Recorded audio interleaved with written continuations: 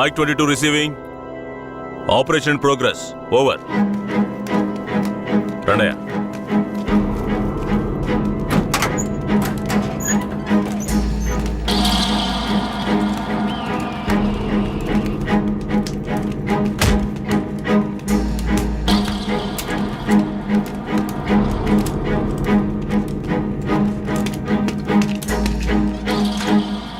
Constable. ఈ నా కొడుకులకి చావును పరిచయం చేయాలి. కట్లు ఇప్పండి.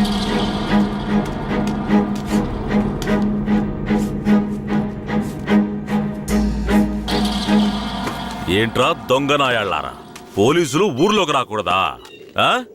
వస్తే బొగ్గు మూటలో వేసి తగలబెట్టేస్తారా? అంత ధైర్యమారా మీకు? పోలీస్ అంటే ఏం పీకలేడు అనుకుంటున్నారా? పోలీస్ అంటే ఏంటో చూపించరా?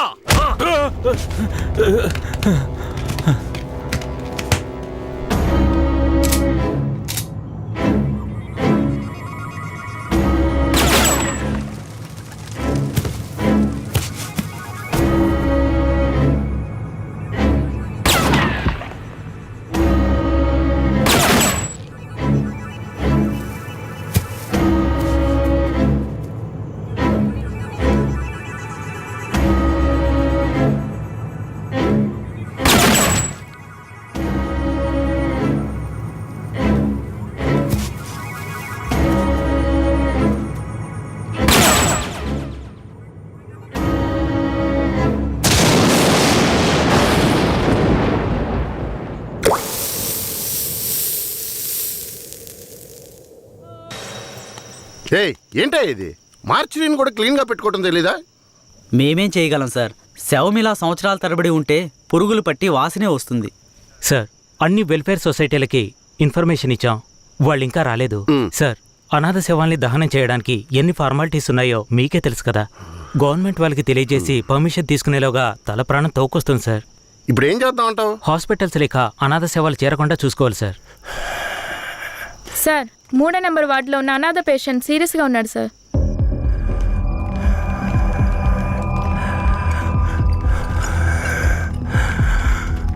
నర్స్, తొందరగా ఐసీయూకి తీసుకురండి. Okay sir.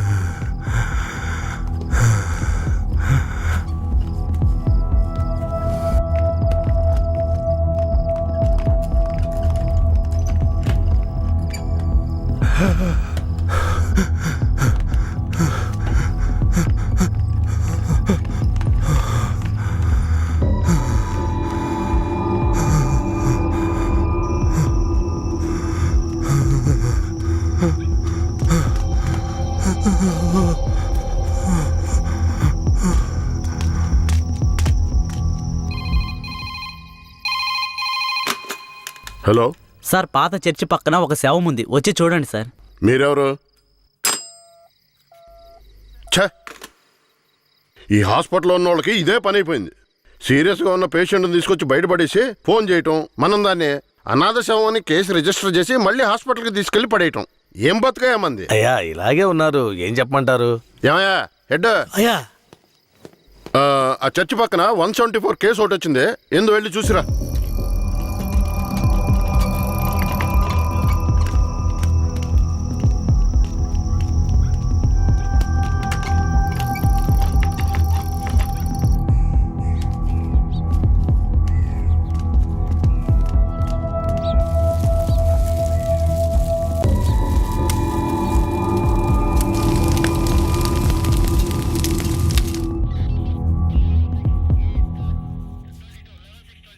ఏమయ్యా హెడ్, ఎప్పుడు వచ్చే 174 అనాథ కేసేనా? అవునవును. అనాథ సేవాన్ని తగలబెట్టి మీరు గవర్నమెంట్కి లెటర్లు రాస్తూనే ఉన్నారు, కానీ డబ్బులు మాత్రం రావడం లేదు. అరే పోవయ్యా, డబ్బు గిబ్బు వస్తుందో లేదో, అనాథ శవానికి అంత్యక్రియలు చేసామని పుణ్యమైనా వస్తుంది. రెడ్డి గారు, మీలాంటి వాళ్ళు మన డిపార్ట్మెంట్కి పుణ్యం చేసినా డిఎస్పీ రఘునాథ్ లాంటి వాళ్ళు పాపమే చేస్తున్నారు. ఇదిగో చూడండి. ఎవరు?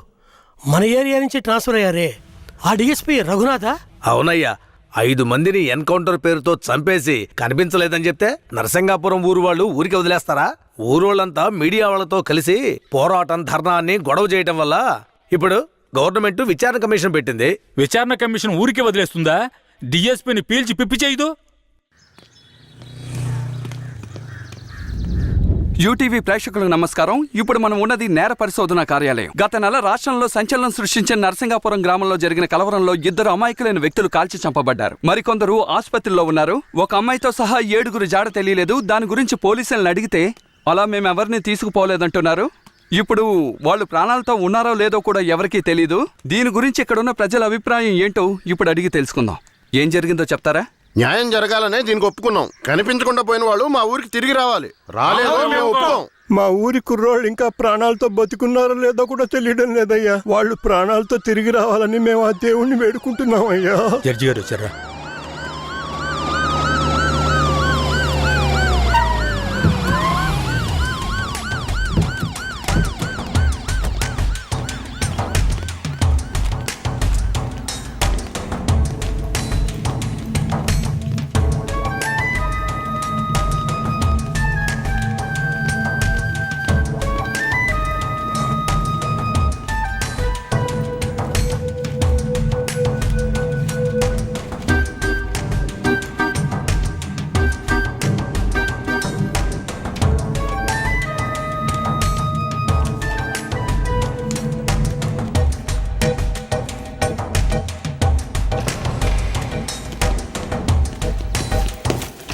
సార్.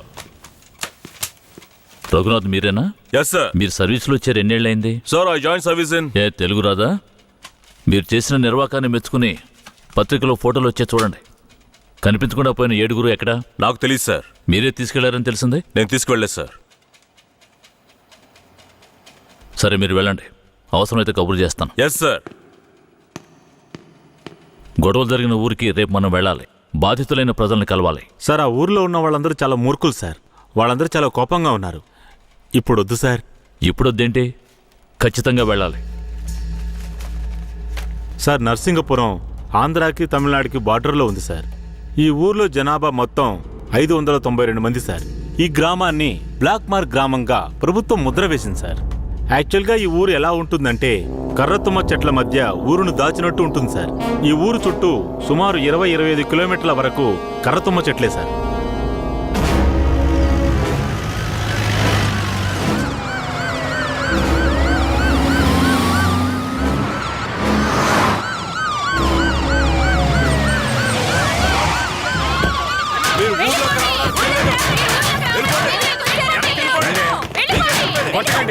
కొట్టకండి, దయచేసి వినండి, ప్రశాంతంగా ఉండండి. మీకోసమే మన జడ్జి గారు వచ్చారు. దారి వదలండి, లోపలికి వెళ్ళండి. అయ్యా, ఈ దుర్మార్గులైన పోలీసుల్ని ఊళ్ళోకి రానివ్వకండి అయ్యా.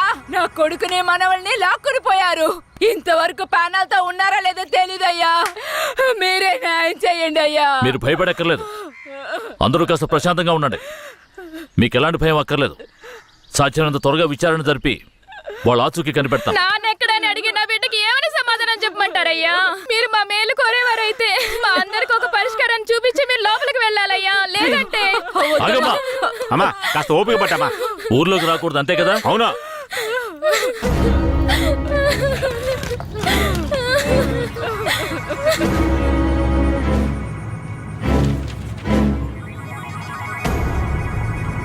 పోలీసులంటే అందరికీ భయం ఉంటుంది. కానీ ఇంతగానా? ఊరంతా భగభగ మండుతోంది. అంత దారుణం ఏం చేశారు? ఎంతమందిని చంపారు? అది కాదయ్యా, గొడవ జరిగినప్పుడు ఆ ఊరు వాళ్లే పోలీసుల మీద నాటు తుపాకీలతో కాల్చారు. తర్వాత వాళ్ళని భయపడడానికి పోలీసులు మోకాళ్ళ కింద కాల్చినప్పుడు గురి తప్పి 2-3 చచ్చిపోయారయ్యా. కనిపించకుండా పోయిన 7 ఏమయ్యారు? వాళ్ళు కర్రతుమ్మ చెట్ల పక్కనో లేక తమిళనాడు బార్డర్లోనో దాక్కుని ఉంటారు. దాక్కుని ఉంటారా? అందుకే ఊరంతా అలా గగ్గోలు పెడుతోందా? ఎందుకయ్యా అబద్ధాలు చెప్తారో? ఆ ఊరు గురించి అన్ని విషయాలు నాకు తెలియాలి. పూర్తి వివరాలు తెలిసిన వాడిని తీసుకురండి. మీ పేరేమిటి? నా పేరు రామూర్తయ్య. మీరక్కడ ఏ సంవత్సరంలో పనిచేశారు? 1980లో ఆ ఊర్లో డ్యూటీ చేశానయ్యా. ఉత్తినే పేరుగా ఊరు బయట పోలీస్ స్టేషన్ ఉంటుందయ్యా. ఆ ఊరికి పోలీసులకి అసలు ప్రాబ్లం ఏమిటి? అయ్యా, అది నిన్న ఈ రోజు వచ్చిన ప్రాబ్లం కాదయ్యా. ఎంతో కాలంగా ఆ ఊరికి మన పోలీసులకు ఉన్న ప్రాబ్లం అయ్యా. ఆ ఊర్లోకి పోలీసులు అడుగు పెట్టకూడదయ్యా. ఒకవేళ వెళ్తే ప్రాణాలతో తిరిగి రాలేరు. దొంగతనమే ఆ ఊరాళ్ళకు కులవృత్తి అయ్యా. హత్యలు, దొంగతనాలు, దోపిడీలంటూ వాళ్ళు చేయని వృత్తే లేదయ్యా. వీళ్ళకి అసలు రేషన్ కార్డులు ఉన్నాయో లేవో గాని ఒక్కొక్కరి మీద 4-5 కేసులున్నాయ్యా. వీళ్లను చూసి ఎదుటి వాళ్ళు భయపడాలే తప్ప వీళ్ళు ఎవరికీ భయపడరయ్యా. వాళ్ళకంత ధైర్యం రావడానికి ఎవరు కారణం? అందుకిద్దరే కారణం అయ్యా. ఒకడు కేశవరాయుడు, ఇంకొకడు వీరయ్య. ఎవరు వాళ్ళు? వీడు కేశవరాయుడు, వీడు వీరయ్య. అయ్యా, వీళ్ళిద్దరికీ దొంగతనమే ప్రధాన వృత్తి అయినా కేశవరాయుడికి బొగ్గుమూట్లు అమ్ముకోవడమే ముఖ్యమైన వృత్తి అయ్యా. ఊళ్ళో ఏదైనా పెళ్ళంటే వాళ్ళిద్దరూ పెళ్లివారి మీద దాడికి బయలుదేరతారయ్యా. 1980లో తమిళనాడుకి వెళ్ళాలి అంటే నరసింగాపురం పక్కనున్న మెయిన్ రోడ్డు మీదుగా వెళ్ళాలి. 10-12 బళ్ళు కలిసి ఒక్కటిగా వెళ్తేనే ఊరు క్రాస్ చేయగలరు. అలా కాకుండా ఎవరైనా సెపరేట్గా వెళ్తే అంతే.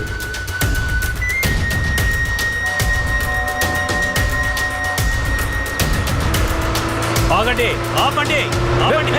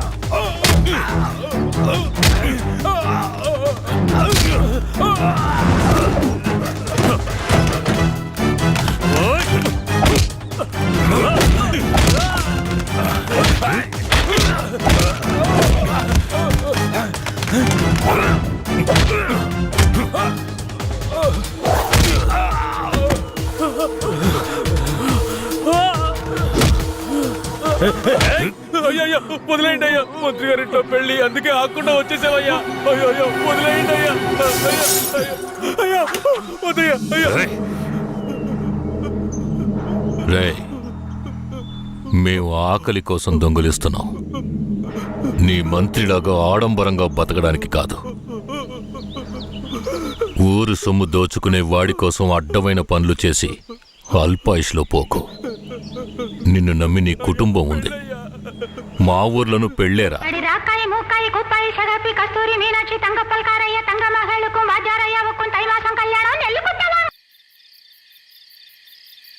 ఏందయ్య ఇది? ఈ రోజు రేపు చచ్చిపోయి ముసలాళ్ళని తీసుకొచ్చి ఇక్కడ పడేశారు. కుర్రాళ్ళందరూ అక్కడయా? అయ్యా, రాత్రి స్టేషన్లో పడుకునే చట్టం 1966లోనే పోయింది. ఏదో మనం చెప్తున్నామని భయపడి పడుకుంటున్నారు. రేయ్, వచ్చి పడుకోమంటే పడుకోవాలయ్యా. ఎక్కడ వాళ్ళు? అయ్యా, ఎప్పుడు ముందుగానే వచ్చి పడుకునేవారు. ఊర్లో వరదయ్యకు పెళ్లి, వయసు కుర్రాళ్ళందరూ సారాయి తాగి జాలీగా ఉన్నారు. మీకు కావాలంటే చెప్పండి అయ్యా, తెప్పిస్తాను. ఛ, ఈ మాట చెప్పడానికి సిగ్గా లేదు? పోలీసు డ్రెస్ వేసుకుని మీరు భయపడి చేస్తున్నారేమిటి వాళ్ళని చూసి? అయ్యా, ఈ స్టేషన్కు మీరే ట్రాన్స్ఫర్ మీద వచ్చారు, అది పనిష్మెంట్లో.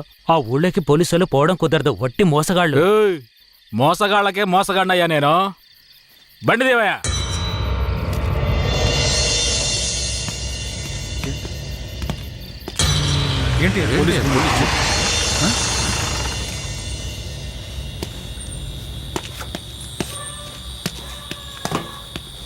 రేయ్, వరద ఇల్లుదేనా?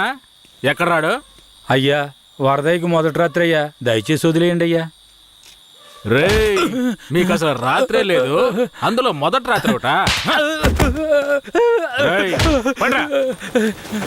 తోలు తీస్తాను, రావయా. ఎవరండి?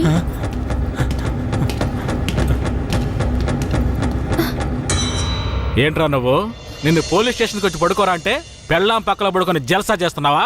ఏయ్, కేశవరాయుడికి తెలిసిందో నీ పని అంతే. ఎవడాడు? కేశవరాయుడా? వాడేమైనా పెద్ద పుడింగారా? ఏమన్నావురా? అయిపోతావురా? నా మీద చేస్తావరా? కాల్చి పారదొప్పుతాను. పదరా, వీడిని జీపెక్కించావు. పోరా. రేయ్, వదలరా. జీపెక్కు. వదలు. వదలరా. ఏయ్, వదలరా. ఎక్కు. ఏయ్, ఎక్కురా. ఏయ్. రేయ్, వదలరా. చేతులు పెట్టరా. వదలు.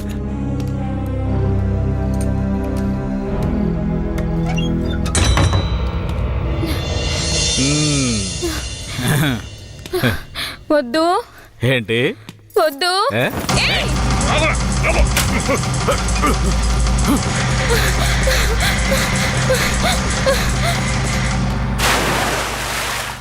అయ్యయ్యో వరదయ్య పెళ్ళం బావిలో పడిపోయింది.